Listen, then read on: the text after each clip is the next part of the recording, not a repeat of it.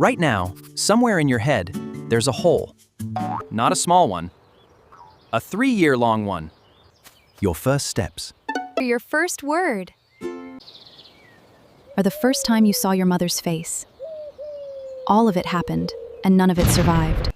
You've probably been told your baby brain just wasn't ready to remember. That's the easy answer. It's also wrong. In 1905, Freud gave this gap a name.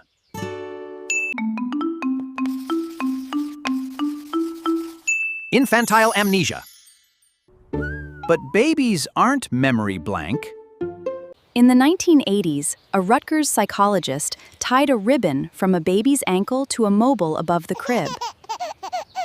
The babies figured out that kicking made it move. And they loved it. Days later, brought back to the same crib. They remembered instantly and started kicking right away. 2-month-olds held on to that memory for a couple of days.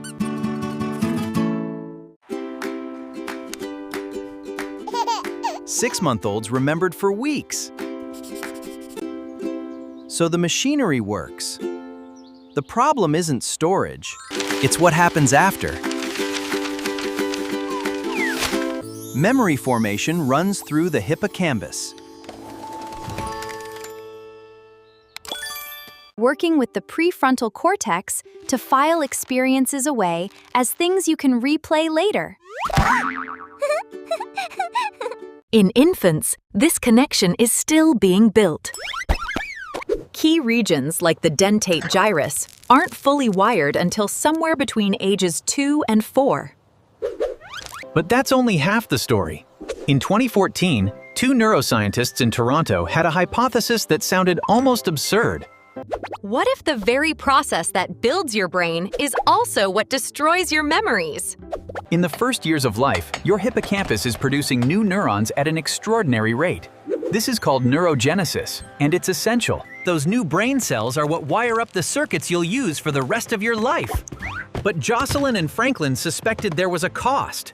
Every time a new neuron integrates into an existing circuit, it disrupts the connections that were already there.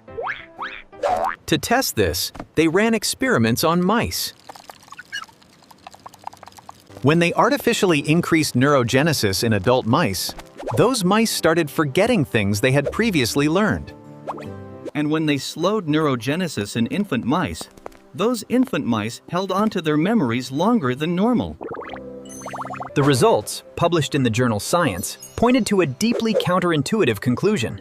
Your baby brain wasn't too weak to hold memories. It was too busy growing.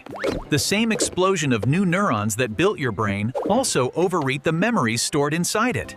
Your earliest experiences weren't lost because they were never saved. They were lost because your brain kept building new rooms. Yes. To form memories about yourself, you need a sense of self. Before roughly 18 months, babies don't recognize themselves as separate people. Put a dot on a baby's nose and sit them in front of a mirror. They'll reach for the mirror, not their own face. After 18 months, they reach for their own face. That's the moment a you shows up play, and it lines up with the earliest point memories can begin to stick. Language gives memory a shape. Once kids start hearing adults narrate their lives back to them, remember when we went to the park? Memories start sticking. In cultures that constantly narrate a child's day, earliest memories reach back to age 3.5. Among the Maori, it goes back to 2.5. Where narration is less personal, it moves closer to 4. Every person you've ever met has the same blank space, not because their brain failed, but because building a person requires demolishing the one who came before.